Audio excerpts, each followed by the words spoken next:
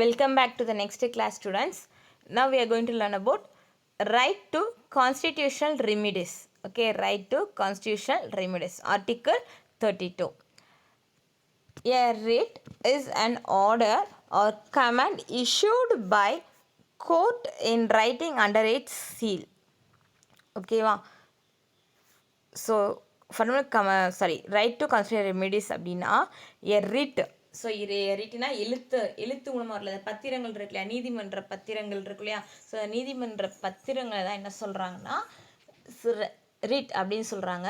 So அந்த பத்திரத்தில் என்ன இருக்குன்னா அது கவர்மெண்ட்டான கோர்ட்டோட சீல் இருக்கும். Okay, so writ is an order. So அதில் என்ன இருக்குன்னா order or command. So a writ is an order or command issued by court in writing under its seal. It is in the nature of a command or prohibition from performing certain acts that are specified in the orders of the court. Okay, so ஏதாவது ஒரு loss வந்து prohibit பண்ணுறதுக்கு. Okay, so வந்து டைரெக்டாக வந்து court வந்து என்ன செய்யலாம், தடை பண்ணலாம். ஓகே, ஃபார் எக்ஸாம்பிள் இப்போ சினிமாலெலாம் பார்த்துருக்கோம் இல்லையா. ஸோ ஏதாவது ஒரு இடத்த வந்து அதில் ஏதாவது ஒரு படத்தில் பார்த்துருந்தோன்னா அப்படின்னா ஒரு இடத்த வந்து வேறு யாராவது வாங்க போகிறாங்க அப்படின்னா நாங்கள் ஸ்டே ஆர்டர் வாங்கிட்டோம் அப்படின்வாங்க. ஸோ ஸ்டே ஆர்டர் வாங்கிட்டோம் அப்படின்னா அந்த இடத்த வந்து யாராலும் யூஸ் பண்ண முடியாது. ஸோ ஸ்டே ஆர்டரை என்ன சொல்லுவாங்க, ரிட் அப்படின்னு சொல்கிறாங்க. ஸோ கவர்மெண்ட்டாக எந்த ஒரு ஆக்ஷனையும் என்ன செய்யணும்னா தடை பண்ண முடியும். Okay, both the supreme court and the high courts are empowered to issue 5 kinds of writs. Okay, so யாரெல்லாம் இஷ்யூ பண்ணலாம், சுப்ரீம் கோர்ட் இஷ்யூ பண்ணலாம், ஹை கோர்ட் இஷ்யூ பண்ணலாம். That is why the Supreme Court is called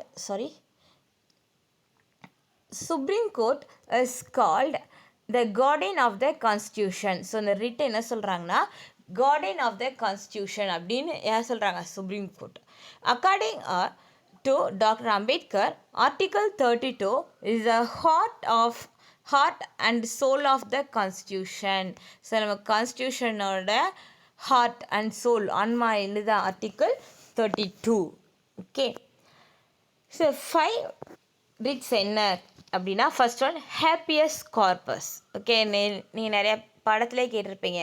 ஹேப்பியஸ் கார்பஸ்னால் இப்போ வந்து இல்லீகலாக arrest பண்ணுறாங்க இல்லையா. So அந்த பர்சனை என்னது கரெக்டாக கோர்ட்டில் வந்து ஒப்படைக்கணும், அதான் habeas corpus. Okay, so safeguards people from illegal arrest. Next one mandamus. Okay, mandamus means it protect the petitioner. அதாவது பெட்டிஷனர்னால் ஏதாவது கேஸ் கொடுத்துருப்பாங்க இல்லையா. ஸோ அந்த பெட்டிஷனர் கம்ப்ளைண்ட் பண்ணியிருப்பாங்க இல்லையா, அவங்களுக்கு ப்ரொடெக்ஷன் கொடுக்கறதுக்கு.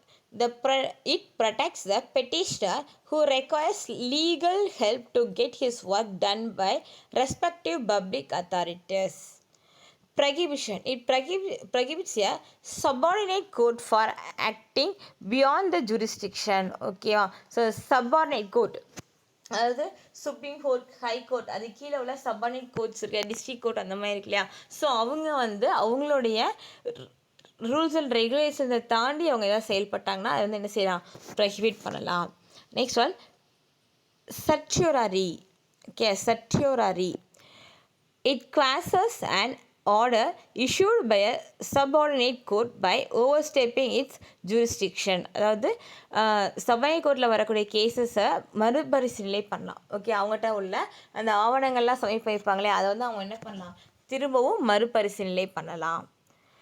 Quo warranto.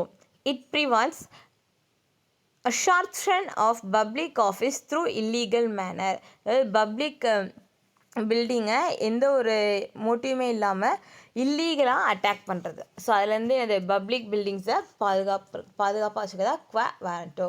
So these are the heart and soul of the constitution. The 5 writs: habeas corpus, mandamus, prohibition, certiorari and quo warranto. Okay, so next one suspension of fundamental rights. Okay, suspension fundamental ரைட்ஸை எப்பெல்லாம் என்ன செய்யலாம், விட்டு கொடுக்கலாம் அப்படின்றது.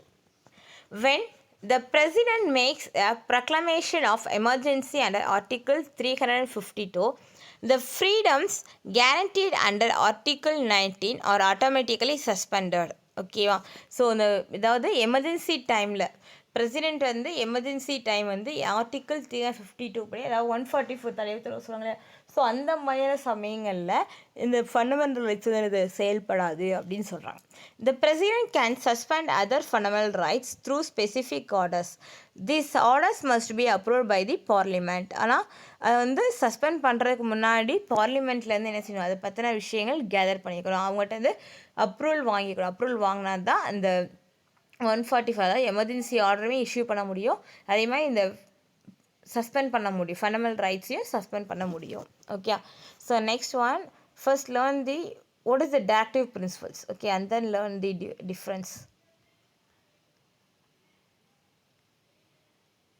Directive principles of state policy. Okay, directive principles of state policy.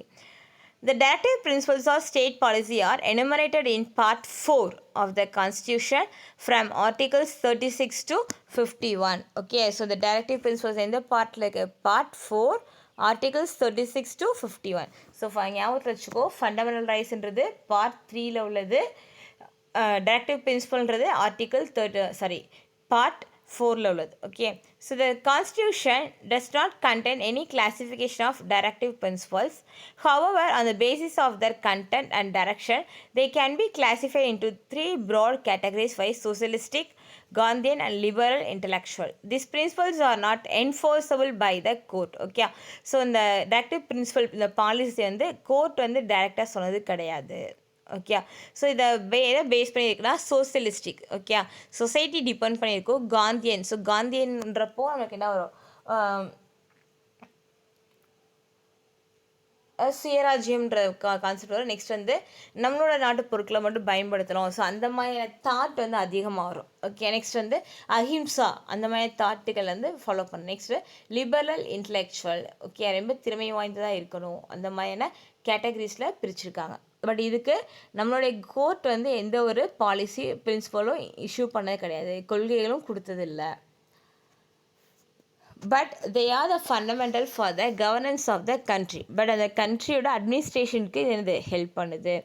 They aim at promoting the social welfare of the people. Doctor B.R. Ambedkar described this principles as novel features of the Indian constitution. Okay, so directive principle என்ன சொல்கிறாங்க, B.R. Ambedkar novel features அப்படின்னு சொல்லியிருக்கார். Okay, so இதில் difference பார்த்துடலாம். Differences between fundamental rights and directive principles of state policy. Okay, difference. Fundamental rights ku directive principles ku difference. First one, fundamental rights was derived from the Constitution of the USA. So USA ல இருந்து தான் நம்ம என்ன பண்ணியிருக்கோம், fundamental rights derive பண்ணியிருக்கோம். Next, directive principle, it was drawn on the model of the Constitution of Ireland. So அயர்லாந்துலேருந்து இதை derive பண்ணது. Next one, even the government cannot take away on abridge these rights. Okay, so the rights வந்து அவங்க வந்து என்ன பண்ண முடியுது, எடுக்க முடியாது அப்படின்னு சொல்கிறாங்க.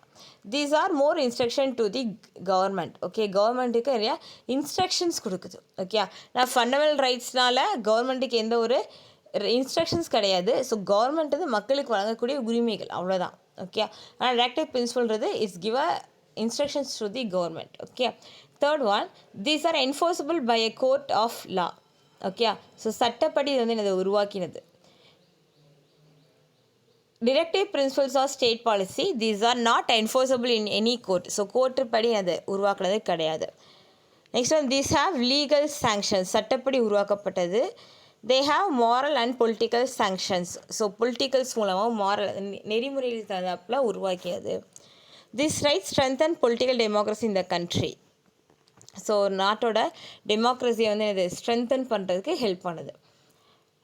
Directive principle, the implementation of these principles ensures social and economic democracy. So சொசைட்டிலையும் ஒரு பொருளாதார வளர்ச்சிக்கும் இது எக்கனாமிக் டெமோக்ரஸி, ஸோ எக்கனாமிக்கும் பீப்புளோட இன்வால்மெண்ட் வேணும் இல்லையா, ஸோ அதை பேஸ் பண்ணது தான் டிரெக்டிவ் பிரின்சிபல்ஸ். ஓகே, ஸோ இப்போ பார்த்தோன்னா இந்த டிஃபரன்ஸ் பிட்வீன் ஃபண்டமெண்டல் ரைட்ஸ், இந்த கொஸ்டின் வந்து டீடைல் 4. ஓகே, இது வந்து என்னது டீடைல் 4. Okay, detail 4. நெக்ஸ்ட் ஒன்று டீடைல் 3. ஸோ டீடைல் 3 எது அப்படின்னா right to constitutional remedies. So இதில் இருந்து இந்த 5 பாயிண்ட்ஸ் வரைக்கும் detail 3. Okay, next one 2 mark question. 2 marks. What is writ? Okay, so the answer இங்கே இருக்குது. So this is the 2 mark question, question number 4. Okay, thank you students.